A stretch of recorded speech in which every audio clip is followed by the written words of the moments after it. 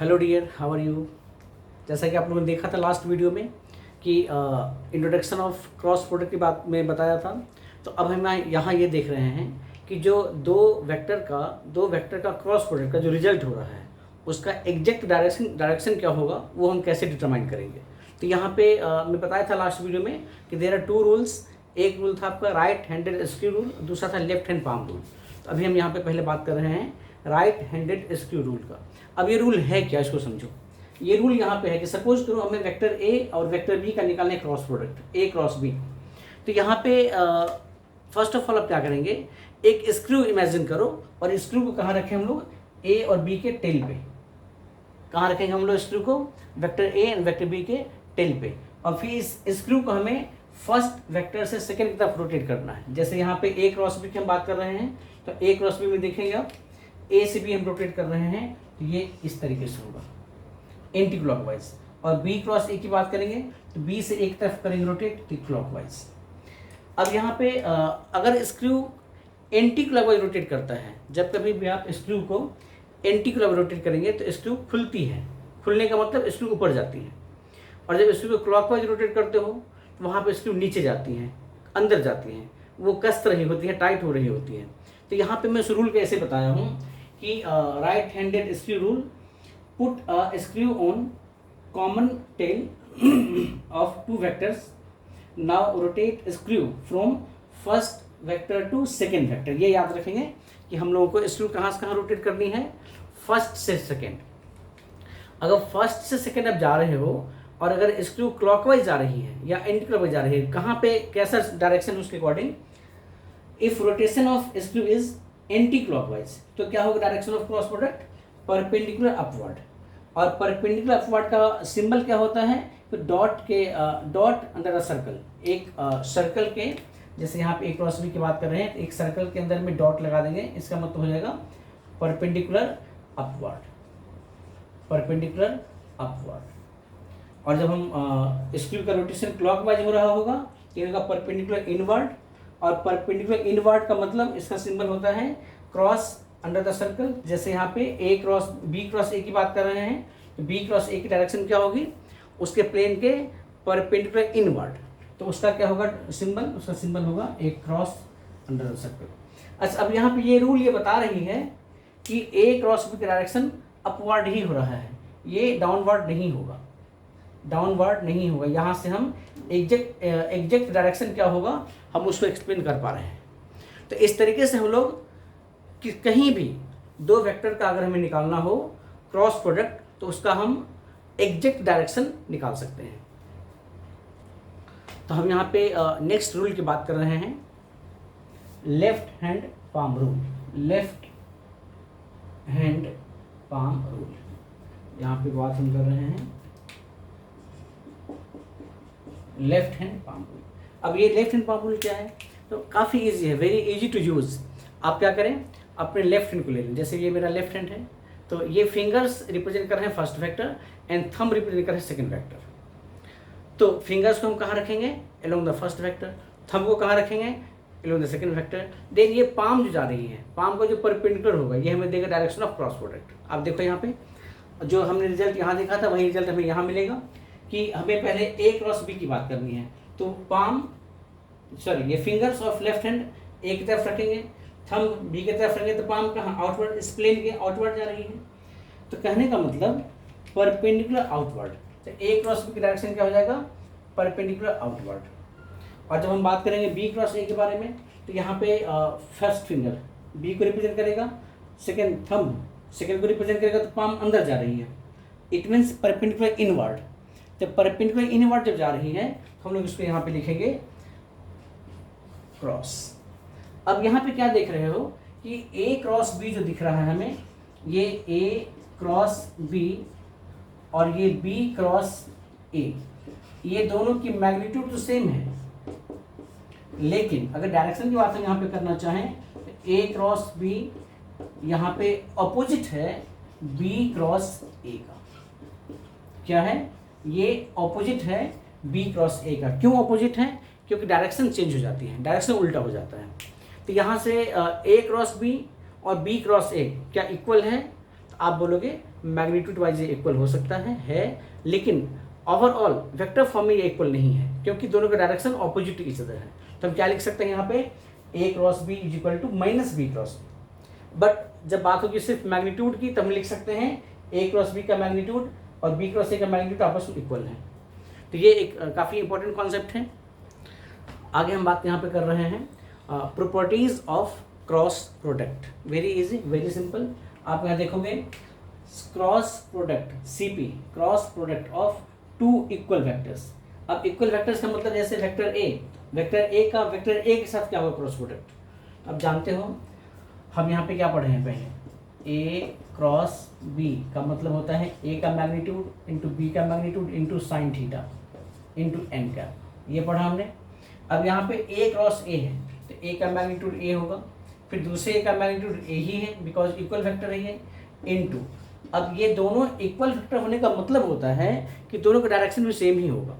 जब दोनों का डायरेक्शन यहाँ पे सेम होगा तो यहाँ पे क्या लिखेंगे, A इंटू साइन 0 डिग्री, और आपको पता है कि साइन 0 0 होता है, तो यहाँ पे क्या हो जाएगा A cross A is equal to 0। Very good. दूसरी चीज यहाँ पे देखोगे cross product of two parallel और कोलिनियर वेक्टर। यहाँ पे पैरेलल का मतलब क्या होगा, यहाँ भी थीटा 0 डिग्री होगा, और कोलिनियर का मतलब क्या होगा, यहाँ भी थीटा 0 डिग्री होगा। क्योंकि पैरेलल दोनों, अगर दो वेक्टर पैरेलल हैं it means both having same direction. अगर दो वेक्टर कोलिनियर हैं इसका मतलब वो दोनों सेम डायरेक्शन में होंगे। तो पैरेलल वेक्टर हो या कोलिनियर वेक्टर हो, दोनों का क्रॉस प्रोडक्ट हमेशा 0 ही होता है, बिल्कुल याद रख लो, या ये वेक्टर की पहचान है। अगर पैरेलल वेक्टर है तो डेफिनेटली उसका क्रॉस प्रोडक्ट 0 ही होगा, कोलिनियर वेक्टर है उसका क्रॉस प्रोडक्ट 0 ही होगा, ये आपको बिल्कुल याद रखना है। इसका यूज हम काफ़ी बार करेंगे आगे। तीसरी चीज़ आप देखते हो कि क्रॉस प्रोडक्ट जो है वो कम्यूटेटिव लॉ को फॉलो नहीं करता है। कम्यूटेटिव लॉ को फॉलो नहीं करता है मतलब vector A cross vector B not equal to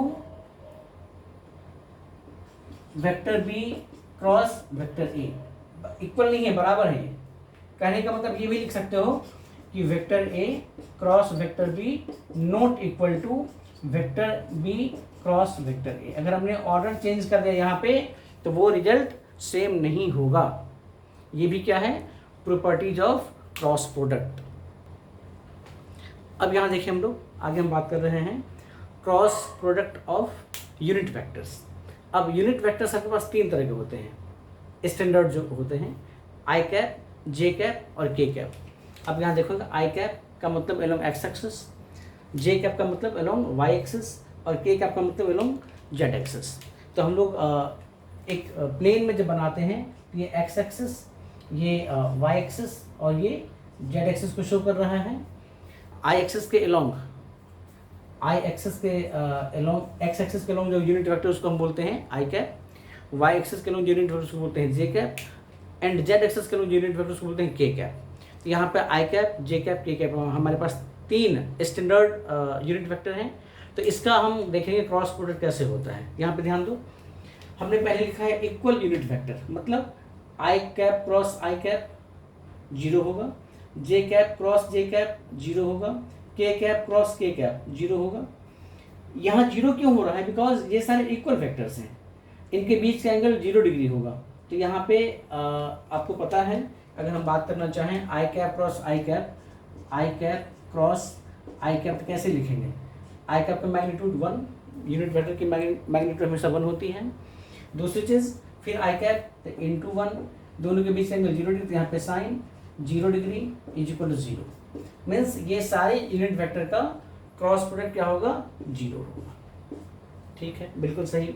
आगे हम बात कर रहे हैं परपेंडिकुलर यूनिट वेक्टर, मतलब अब आई और जे, देखो आई कैप और जे कैप परपेंडिकुलर हैं, आई और के परपेंडिकुलर हैं, जे और आई, तो जे और आई परपेंडिकुलर हैं, जे और के परपेंडिकुलर हैं, के और आई, तो के से आई परपेंडिकुलर है, के से जे परपेंडिकुलर है। यहाँ पे एक बात ध्यान देना है, बहुत एक इजी कॉन्सेप्ट समझा रहा हूँ, जो हमने रूल यूज़ किया वो उस रूल से तो हो ही जाएगा, सारा डायरेक्शन निकाल लेंगे हम लोग। बट यहाँ पे क्या रूल है उसको देखोगे, यहाँ पे रूल है आप जब आई से जे जा रहे हो तो ये एंटी क्लॉकवाइज है, जे से के एंटी क्लॉकवाइज है, और के से के से आई जा रहे हैं, ये भी यहाँ पे एंटी क्लॉकवाइज है। आप इसको ऐसे समझ सकते हो, अगर हम आई से जे एंटी क्लॉकवाइज, जे से के एंटी क्लॉकवाइज और के से आई एंटी क्लॉकवाइज। अगर हम इसका उल्टा चलना चाहें, हम इसका उल्टा यहाँ पे क्या लिख सकते हैं, अगर जे से आई चाहें तो क्लॉकवाइज, आई से के चाहें जाए तो क्लॉकवाइज, और के से जे चाहें जाए तो क्लॉकवाइज। जब कभी भी क्लॉकवाइज होता है तो क्लॉकवाइज हमेशा नेगेटिव होता है, याद रखिएगा, नेगेटिव नेगेटिव नेगेटिव, और एंटी क्लॉकवाइज हमेशा पॉजिटिव होता है। तो ये पॉजिटिव और ये पॉजिटिव। इसका सेंस क्या है वो समझो। इसका सेंस यहाँ पे ये है कि जब कभी भी हम लोग परपेंडिकुलर यूनिट वेक्टर का निकालते हैं क्रॉस प्रोडक्ट, जैसे आई क्रॉस जे, तो अब आई से जे आप जा रहे हो तो कैसे जा रहे हो, आप एंटी क्लॉकवाइज जा रहे हो तो ये पॉजिटिव होगा। तो इन दो का जो होगा क्रॉस प्रोडक्ट वो पॉजिटिव होगा थर्ड यूनिट वेक्टर। तो आई और जे तो यहाँ है, तो थर्ड कौन सा, के बचेगा यहाँ पे। तो क्या लिखेंगे हम लोग, I cross J equal to K cap, I cross J equal to K cap. I cross K की बात करेंगे तो अब आई क्रॉस के की बात करें तो आई से के आप कैसे जाओगे, क्लॉकवाइज। क्लॉकवाइज में नेगेटिव होता है तो ये जगह माइनस जे कैप। जे क्रॉस आई की बात कर रहे हैं तो जे क्रॉस आई, तो जे क्रॉस आई कैसे जा रहे हैं लोग, अगेन क्लॉकवाइज। क्लॉकवाइज में नेगेटिव होता है, याद रखिए आप, तो माइनस के कैप। जे क्रॉस के की बात कर रहे हैं, जे क्रॉस के आप जे से के आ रहे हो, कैसे आ रहे हो, आप आ रहे हो क्लॉकवाइज। क्लॉकवाइज पॉजिटिव होता है, जे क्रॉस के क्या हो जाएगा, प्लस आई हो जाएगा, आई कैप।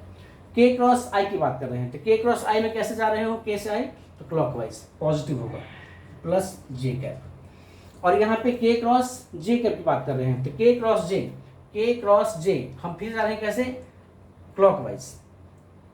क्लॉकवाइज में नेगेटिव तो हो जाएगा माइनस आई कैप। अब यहाँ पे ध्यान से देखना एक चीज, आप देखोगे यहाँ पे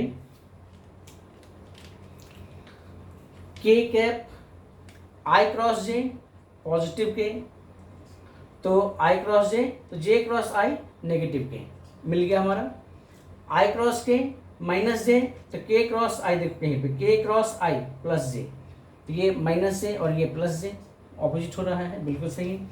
अब यहाँ पे जे क्रॉस के प्लस आई, के क्रॉस जे माइनस आई, मतलब ये भी हमारा सही हो गया। इस तरीके से हम लोग क्या कर रहे हैं कि यूनिट वेक्टर का क्रॉस प्रोडक्ट कैसे होगा, क्या होगा, वो हमने यहाँ पे निकाला। यहाँ भी आप चाहें तो लेफ्ट हैंड पाम रूल या राइट हैंडेड स्क्रू लगा के आप डायरेक्शन को जज कर सकते हो। इसका मैं थोड़ा डिटेल बता दूं एक बार, इसका डिटेल यहाँ पे बता दूं कि जब हमने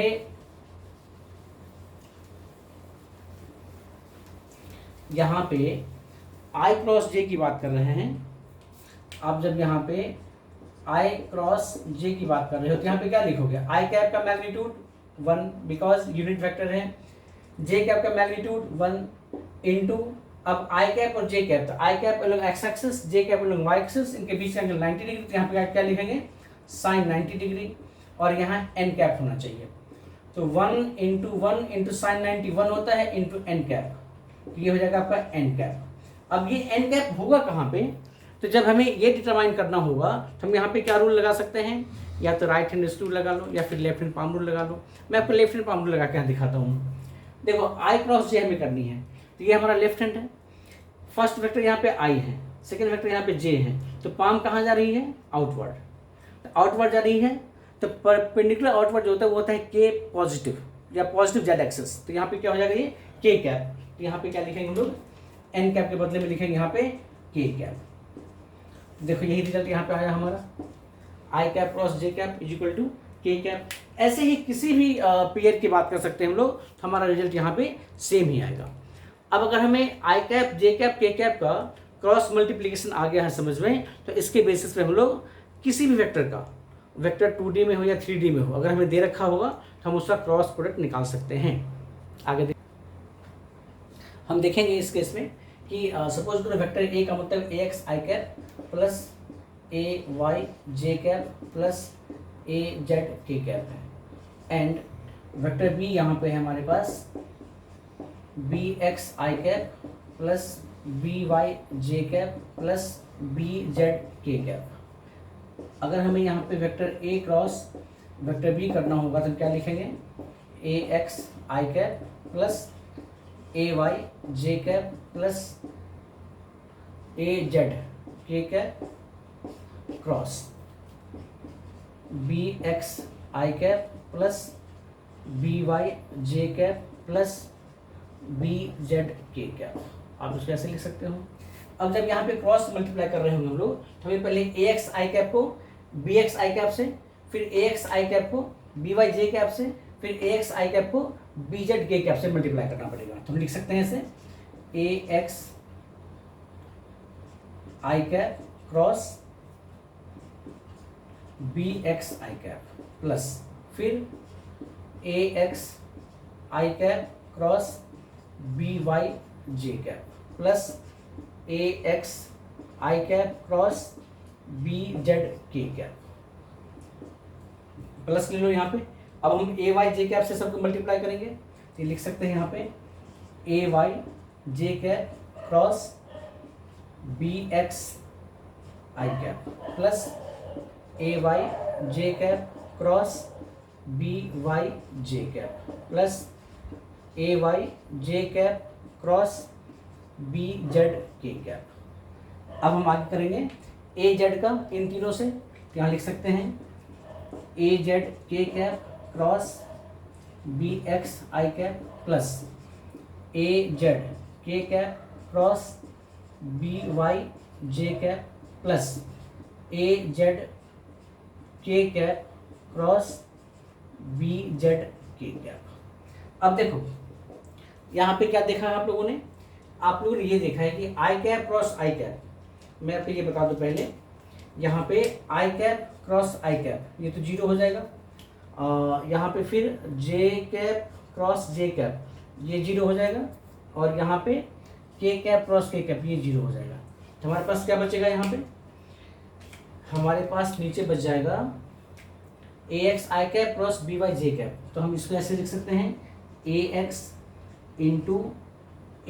इंटू बी वाई, और यहाँ पे क्या होगा आई कैप क्रॉस जे कैप, तो यहाँ लिख लो आई cap cross J cap plus यहाँ पे क्या बचेगा ए एक्स बी जेड, और ब्रैकेट में क्या लिख सकते हैं हम लोग आई कैप क्रॉस के कैप प्लस यहाँ पे क्या बचेगा हमारा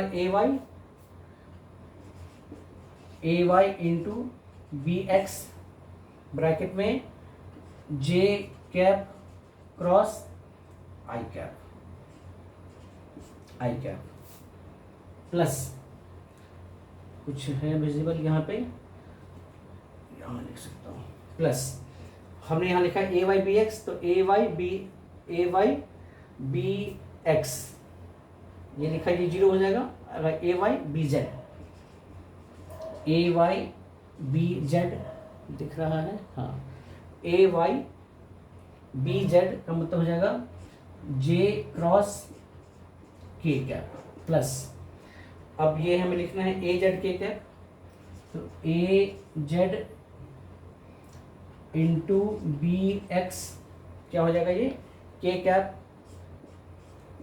cap cross I cap plus A Z B Y, यहाँ लिखेंगे ए जेड बी वाई ब्रैकेट में क्या लिखेंगे के कैप क्रॉस जे कैप। इस तरीके से यहाँ पे हम लोग लिख सकते हैं के कैप क्रॉस जे कैप। थोड़ी सी वीडियो को एडजस्ट कर लूँ, ओके राइट। चलिए अब हम अगर इसको देखें तो मैं ऊपर वाले पार्ट पे यहाँ पे मिटा रहा हूँ, क्योंकि आप लोगों ने अच्छे से देख लिया है। हम इसको कैसे लिख सकते हैं वो देखिए। अब फाइनल रिजल्ट लिखने की तरफ हम आ रहे हैं।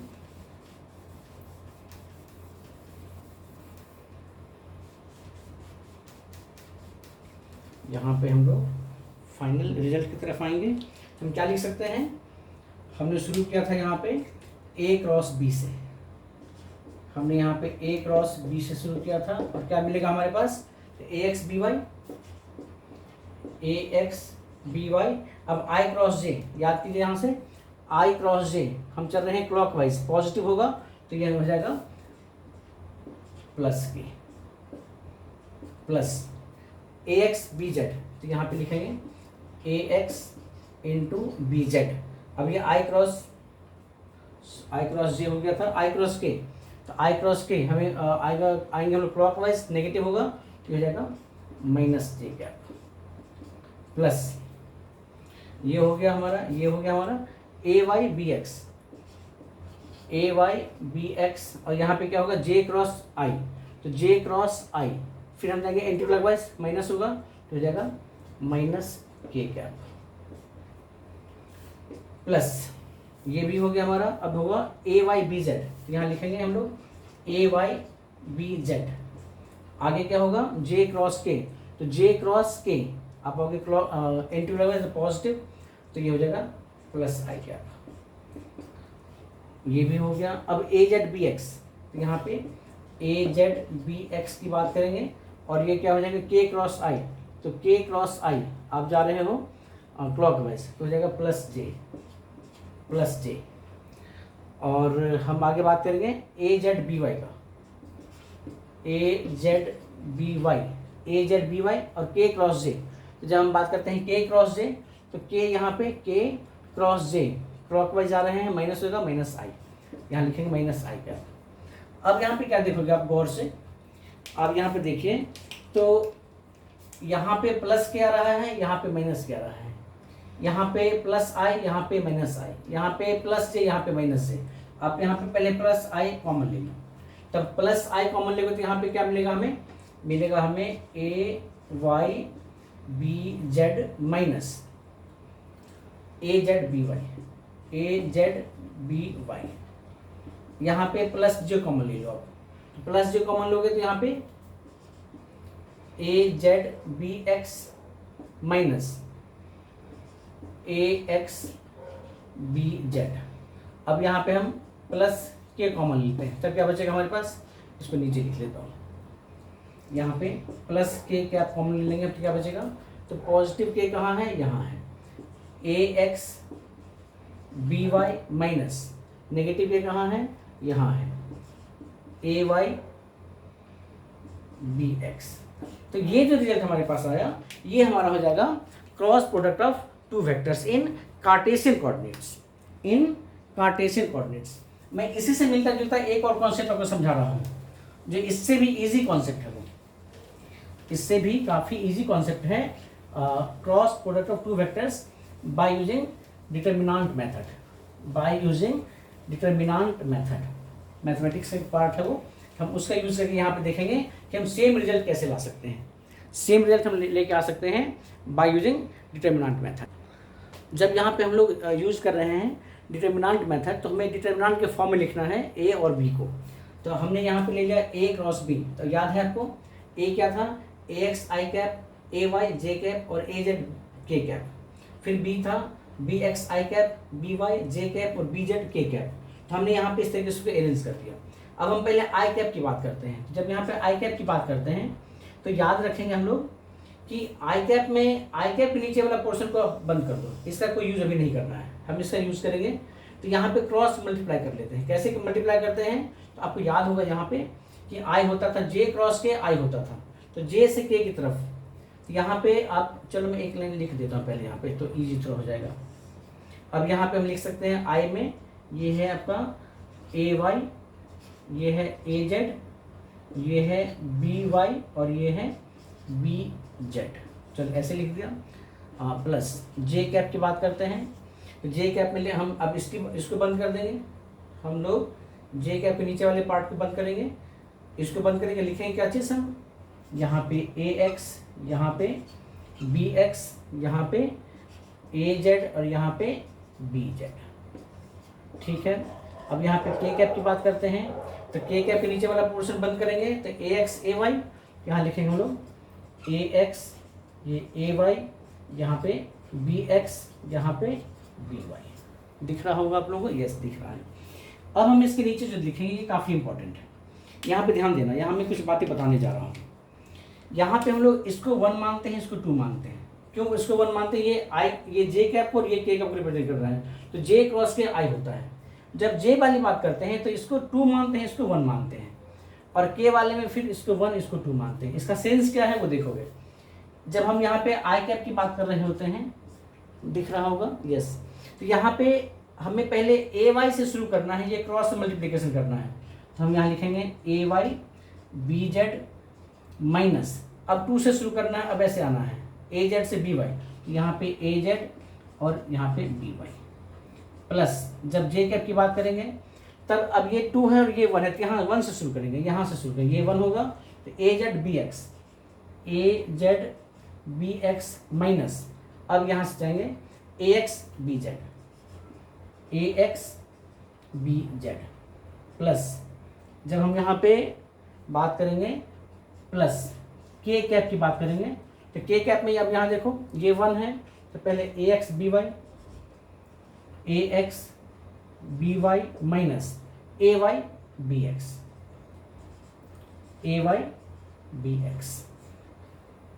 तो अब यहाँ पे जो हमें रिजल्ट आया वो सेम यही रिजल्ट आया है, जो रिजल्ट हम यहाँ देख रहे हैं वही रिजल्ट हमें यहाँ भी दिख रहा है, सेम रिजल्ट आएगा। आप उसको मिला के देख सकते हो। आप चाहो तो वीडियो को पॉज करो, एक बार इसके रिजल्ट को देखें कि दोनों में कोई डिफरेंस है क्या, कोई डिफरेंस नहीं मिलेगा। तो हम यहाँ पे क्या देख रहे हैं कि जो डिटर्मिनेंट मेथड है वो हमारे लिए काफ़ी इजी मेथड है, अगर हम इसको समझ लेते हो। आप बार बार वीडियो पॉज करके इसको दोबारा देख लीजिए, काफ़ी इजी लगेगा ये आपको, और बहुत ही आसान है ये यूज़ करना। तो अभी जो हमने देखा यहाँ पे कि कैसे हम दो वेक्टर का निकालते हैं क्रॉस प्रोडक्ट, तो उसके लिए हम एक एग्जांपल देख लेते हैं, एक न्यूमेरिकल इस पे कर लेते हैं, तो हमें ये और इजी हो जाएगा। अब यहाँ हम देखो हमने एक वेक्टर ले लिया, vector A equal to 2i cap plus 3j cap plus k cap. थोड़ा सा इसकी पोजीशन में चेंज कर लूँ, यस, ओके, राइट। अब देखें यहाँ पे क्या दिख रहा है हमें, vector A equal to 2i cap plus 3j cap plus k cap and vector B equal to i cap minus j cap plus 2k cap. हमें ए क्रॉस बी निकालना है, हमें क्या निकालना है, vector A cross vector B निकालना है। हम यहाँ पे क्या कर सकते हैं, यहाँ पे फिर से आप लगा लो ये आई जे और के। अब ए का आई कितना है 2, ए का जे कितना है 3 और ए का के कितना है 1। बी का आई कितना है 1, बी का जे कितना है -1 और बी का के कितना है 2। हमें क्या करना है, ए क्रॉस बी निकालना है। तो यहाँ पे क्या करेंगे, पहले आई कैप कॉमन ले लो, डायरेक्ट यहाँ पे आ जाते हैं। कैसे क्या, वो तो यहाँ पे देख ही रहे हो, ए वाई बी जेड, तो ए वाई 3 इंटू 2, तो 3 into 2 minus A Y B Z minus A Z B Y, तो ए जेड 1 और बी वाई -1, तो 1 इंटू -1 प्लस जे कैप ले लो। अब जे कैप में क्या था आपका, ए जेड बी एक्स, तो ए जेड बी एक्स, तो 1 into 1 minus A Z B x minus A X B Z, तो ए एक्स यहाँ पे 2 इंटू 2, तो -2 इंटू 2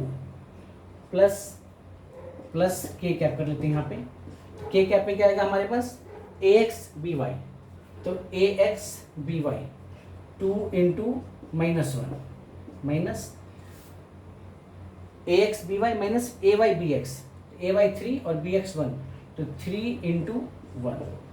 तो यहाँ पे क्या आएगा हमारे पास, यहाँ पे हमारे पास आएगा आई कैप में, अब देखो 3 इंटू 2 6 माइनस 1 इंटू -1 तो जाएगा -1 प्लस जे कैप में आ जाइए। जे कैप में क्या होगा, 1 इंटू 1 तो 1 हो जाएगा, माइनस 2 इंटू 2 4, ये हो जाएगा ये -4 प्लस के कैप की बात करें हम लोग, तो के कैप में क्या आएगा, 2 इंटू -1 2 इंटू -1 तो हो जाएगा -2 माइनस 3 इंटू 1 तो 3। यहाँ पे हमारे पास क्या आएगा, फाइनली हमारे पास यहाँ पे आएगा आई कैप में 6 माइनस -1 तो 7 प्लस जे कैप में 1 - 4 तो -3 प्लस के कैप में क्या आएगा, -2 - 3 तो -5। यहाँ से हम क्या देख रहे हैं, ए क्रॉस भी हमारे पास क्या आ जाएगा रिजल्ट, ये आ जाएगा हमारे पास 7 आई कैप माइनस 3 जे कैप प्लस नहीं माइनस 5 के कैप। ये हमारे पास आ गया इसका रिजल्ट। अगर हम चाहते हैं ए क्रॉस बी निकालना, हम इस तरीके से ए क्रॉस बी निकाल सकते हैं। अब यहाँ से एक और देखो क्वेश्चन क्या बन सकता है, एक और क्वेश्चन ये बन सकता है कि find a unit vector which is perpendicular to A and B. तो आप तो ये निकाल लिए होने, ये क्या आया, ये हमारे पास आया वेक्टर सी। हम लोग जो पढ़ते थे vector A cross vector B equal to vector C, हमारे पास वेक्टर सी ये आ गया, ये है हमारे पास वेक्टर सी। अगर हमें यहाँ पे सी कैप निकालना हो तो याद होगा आपको, वेक्टर सी अपॉन में सी का मैग्नीट्यूड। वेक्टर सी यहाँ पे क्या होगा, 7i cap minus 3j cap minus 5k cap upon में इसका मैग्नीट्यूड अंडर रूट 7 का स्क्वायर प्लस 3 का स्क्वायर प्लस 5 का स्क्वायर। आप ऐसे निकाल लो तो ये क्या निकल जाएगा हमारे पास, सी कैप। मतलब ऐसा वेक्टर जो वेक्टर ए का भी परपेंडिकुलर है, वेक्टर बी का भी परपेंडिकुलर है और वो इसका यूनिट वेक्टर है। तो इस तरीके से हम इसके ऐसे न्यूमेरिकल सॉल्व कर सकते हैं। अब यहाँ पे एक क्वेश्चन आपके पास है कि vector A is equal to -6i cap plus 9j cap minus 12k cap and vector B is equal to 2i cap minus 3j cap plus 4k cap. अब इसमें हमें ये देखना है, हमें शो करना है कि vector A and vector B जो है वो पैरेलल है। आप ये जानते हो कि अगर दो पैरेलल वेक्टर हैं उसका क्रॉस प्रोडक्ट जीरो होता है। हम अगर हम ये जीरो प्रूफ कर पा रहे हैं तो ए और बी क्या हो जाएगा, पैरेलल हो जाएगा। देखिए यहाँ पे, तो हमने यहाँ पे ए और बी को फिर से लिख लिया डिटर्मिनेंट मेथड के रूप में। हम यहाँ पे फिर से आई कैप की बात पहले कर लेते हैं। तो आई कैप में क्या करेंगे, 9 इंटू फोर माइनस 12 इंटू -3, ठीक है, प्लस जे कैप की बात करेंगे, विजिबल है शायद हो जाएगा। जे कैप में ये रह जाएगा -6 into four minus -6 into four फिर -12 इंटू 2 -12 इंटू 2, शायद आपको दिख रहा है, यस ओके। प्लस जे कैप में हमने क्या किया, हमने जे कैप में -12 उल्टा कर दिया। अगर ये उल्टा हो इसको आप यहाँ माइनस देकर तो कोई दिक्कत नहीं, बात नहीं आएगी। और हम यहाँ पे के की बात कर रहे हैं तो के कैप जब हमने ले लिया, देखो जे कैप में ध्यान रखना, अगर हम प्लस जे यहाँ पे लिखते हैं तो हमें के से आई की तरफ आना पड़ेगा, और अगर माइनस जे लिखते हैं तो हम आई से के जा सकते हैं। इसलिए हमने यहाँ पे -6 इंटू 4 किया, -6 इंटू 4 करेंगे तो यहाँ पे माइनस जे लिख सकते हैं, नो प्रॉब्लम। मैं बाद में उसको अगले में उसको सही कर देता हूँ। प्लस के कैप की बात कर रहे हैं तो उसको बंद करेंगे, -6 -6 इंटू -3 माइनस 9 इंटू 2। अब देखो यहाँ पे हम क्या लिख सकते हैं, आई कैप में 9 4 जा 36 माइनस, अब ये माइनस मैंने प्लस हो जाएगा तो -12 3 जा 36 हो जाएगा। चलो कोई बात नहीं। अब यहाँ पे भी माइनस ही रखते हैं, माइनस जे कैप, तो माइनस देखेंगे तो यहाँ पे -6 इंटू 4 तो -24, और माइनस 24 तो ये जगह +24, क्या हो जाएगा, ये -24 और ये +24, ये भी जीरो हो जाएगा।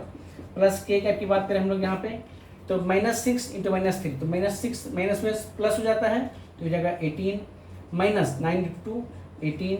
अब यहाँ पे क्या देख रहे हो, 0 आई कैप प्लस 0 जे कैप प्लस 0 के कैप इज इक्वल टू 0।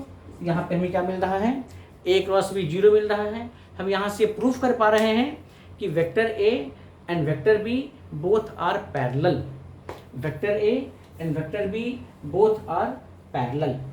तो आप ये चीज़ बिल्कुल, अच्छा यहाँ पे एक लॉजिक और बता देता हूँ, एक ट्रिक बता देता हूँ, वेरी वेरी इंपॉर्टेंट ट्रिक। जब कभी भी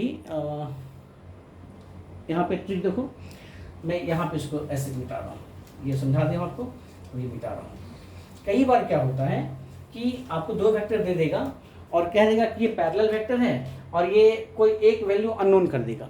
तो आप यहाँ याद रखो, if vector A and vector B are parallel, उस कंडीशन में क्या होता है वो याद रखिए। ax अपॉन में